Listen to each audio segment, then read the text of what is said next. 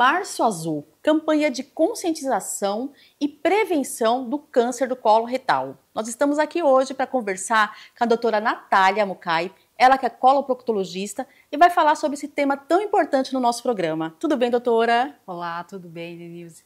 Muito obrigada por essa oportunidade de falar um tema que eu acho super importante, que é o câncer de intestino.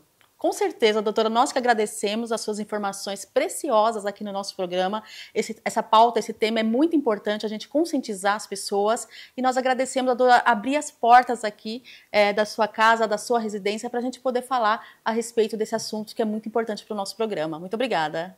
Eu que agradeço. Doutora, qual a importância dessa campanha na sua visão? Bom, a gente sabe que o câncer de intestino é um câncer muito prevalente. Então, em números, ele é o segundo tipo de câncer mais comum em homens e em mulheres, ficando apenas atrás do câncer de próstata e o câncer de mama. Então, você com certeza já deve ter ouvido falar alguém próximo de você que já teve algum problema desse, né? Então, isso é muito importante, além de saber, né, saber como se prevenir, né, sobre isso.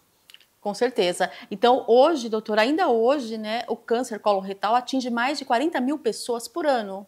Exatamente. Na verdade, né, as estimativas brasileiras, elas contam para esse triênio um número de 46 mil casos, né, e esse número só vem aumentando. Então, a gente sabe que tanto em idades mais jovens quanto as idades que são mais prevalentes, idades mais avançadas, acima de 50 anos, esse número tem crescido. E como que a gente pode, doutora, minimizar esses números, né? Digamos assim, né? É importante a prevenção e é importante que as pessoas se conscientizem de alguns exames, a gente vai poder conversar a respeito disso. Então, primeiro vamos começar falando sobre as causas. Quais são as causas, os fatores de riscos principais? Tá, então as causas do câncer de intestino, a grande parte, né, elas são esporádicas, ou seja, elas aparecem na população e está muito mais relacionado a fatores de risco. Às vezes, assim, a pessoa tem uma predisposição, que são aqueles casos que tem um familiar, né? Então, essas pessoas que já têm um familiar com câncer de intestino, elas já são mais predispostas e soma-se a isso fatores ambientais, desde alimentação, né, baixa em fibras, excesso de carnes vermelhas, excesso de produtos ultraprocessados, né, tabagismo, obesidade, sedentarismo, todos esses são fatores de risco para se desenvolver um câncer de intestino. Como que é dado o diagnóstico? O diagnóstico, ela é mais feita com a colonoscopia, tá? Que é um exame em que nós fazemos e já encontramos o tumor e temos aí a oportunidade de fazer a biópsia e então diagnosticar definitivamente. Esse exame é um exame super simples, inclusive, né, doutora? Que ele é pouco divulgado, mas ele é que salva vidas, né?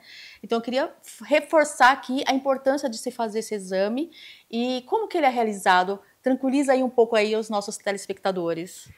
Isso é muito importante, porque eu acho que a maioria dos pacientes tem medo de fazer o exame ou já ouviram falar que o preparo é muito ruim, mas ele, basicamente, quando você faz o preparo adequado, né, e no local adequado, esse problema é mínimo perto daquela dor de cabeça que você pode ter de se diagnosticar um câncer, que precisa daí de um tratamento maior e definitivo. Então, ele é um exame que pode ser realizado tanto em clínicas quanto em hospitais. Recomendamos que se faça em hospital pacientes com idades mais avançadas, que tenham doenças de base, né, como pacientes que já foram infartados, que têm alguma doença pulmonar, isso é a critério médico, tá bom? Então, ele é um exame que você é submetido a uma sedação, ou seja, você dorme, e depois da sedação é realizado todo o exame sem dor, né, sem nenhum problema de você despertar, lembrar ou ter algum trauma sobre isso. A hora que você acorda, ele já está feito. É como se fosse mais ou menos assim um exame de endoscopia, que é o mais popular que a gente conhece? Exatamente, vai se passar com uma endoscopia. Eu acho que a diferença é o preparo, porque antes de se fazer a colonoscopia, você precisa fazer um preparo, que é ingerir um líquido, tá? Que é para poder fazer toda a limpeza do trato gastrointestinal para que a gente possa fazer uma avaliação minuciosa de todo o intestino, né, de todo o cólon. Doutora, e a partir de qual idade é importante e é recomendado fazer esse exame? geralmente a gente recomenda fazer esse exame a partir de 45 anos. Tá? Hoje, antes se recomendava a partir de 50 anos, hoje recomendamos a partir de 45 anos, justamente pelo aumento da incidência de câncer em pessoas mais jovens. As pessoas também têm muitas dúvidas a respeito também se esse exame é recomendado fazer anualmente, a cada 6 meses, a cada 5 anos. Conta pra gente como funciona.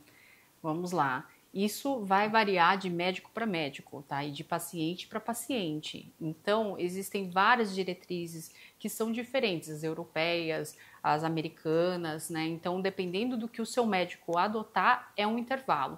Mas, basicamente, isso vai ser com base no número de pólipo, o tamanho, né? O tipo de pólipo. Então, vamos supor, encontramos um pólipo, que é uma lesão que vai crescer e aí vai virar um câncer, tá? Então, se ele tem uma característica, por exemplo, de maior risco de virar um câncer, então esse intervalo é diminuído. Uhum. Então, vai muito do acompanhamento com o especialista também. Isso.